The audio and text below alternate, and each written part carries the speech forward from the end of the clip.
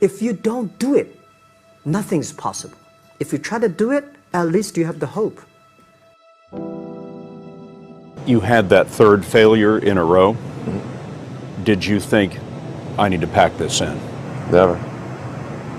Why not? I don't ever give up. I mean, I'd have to be dead or completely incapacitated. So many things go wrong when you're starting a company, and often I think people ask, what mistakes should you avoid making? And my answer to that question is don't even bother trying to avoid mistakes, because you're going to make tons of mistakes, right? And the important thing is actually learning quickly from whatever mistakes you make and not giving up. Right, and I mean, there are things every single year of Facebook's existence that could have killed us or made it so that it just seemed like moving forward and making a lot of progress just seemed intractable, but you just kind of bounce back and you learn, and nothing is impossible. You just have to kind of keep running through the walls. It's hard changing your life. It was hard when just over 3 years ago in the Penobscot building in Detroit, Michigan, where I was operating my business, and I fell on some hard times, and I was sleeping in my office. It was hard coming into the lobby, and the security said, "Excuse me, Mr. Brown, can we see you for a moment?" And I said, "Yes," and I walked up to the counter, and he gave me an envelope. And he said, "Would you mind reading it here?" And I opened the envelope, and the envelope was from management that said, "This is an office tower. It's not a hotel. Please do not sleep in your office." And I said, "Excuse me, sir." I said, "I just work long hours in creating my business. I'm an entrepreneur. And right now things are bad for me, but they're not going to be this way always. And I just asked for the opportunity to continue to operate like I'm doing. I'm not trying to make this my home." And it was hard coming through the lobby. And sometimes they would laugh. There's a guy talking about becoming successful. And look at him. He's bathing in the bathroom upstairs on the 21st floor.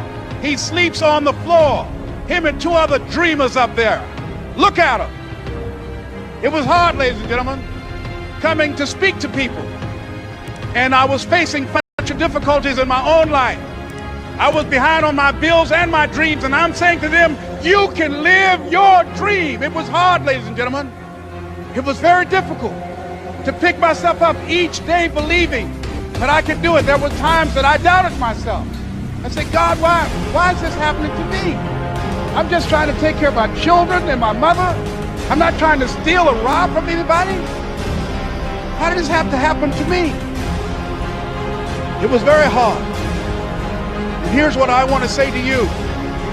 For those of you that have experienced some hardships, don't give up on your dream. No one could have convinced me by holding on, by continuing to push forward, by continuing to run toward my dream, that one day I would have my own talk show. It's a long shot, ladies and gentlemen, from Liberty City, an abandoned building on a floor, never knowing my mother or father. It's a long shot. Being here with you today in this dome in Atlanta, it's a long shot. No college training, labeled educable, mentally retarded, but I kept running toward my dream.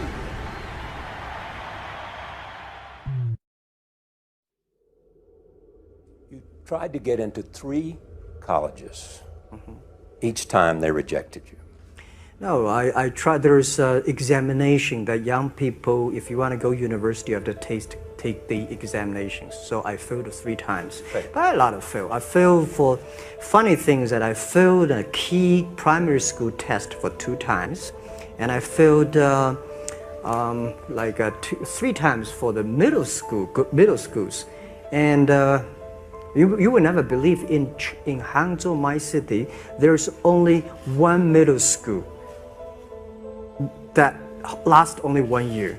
It was changed from primary school to middle school because our graduates of our school, no middle school accept us because we were too bad. What effect did it have, though, being rejected? Well, I think we have to get used to it. We're not that good. Even today, we still have a lot of people reject us. I think When I graduate from universities, and before for 3 years I tried to fill in the university. So I applied jobs for 30 times, got rejected. I went for a police, they said, no, you're not good. I went to even the KFC. When KFC came to China, come to my city, 24 people went for the job. 23 people accepted. I was the only one guy.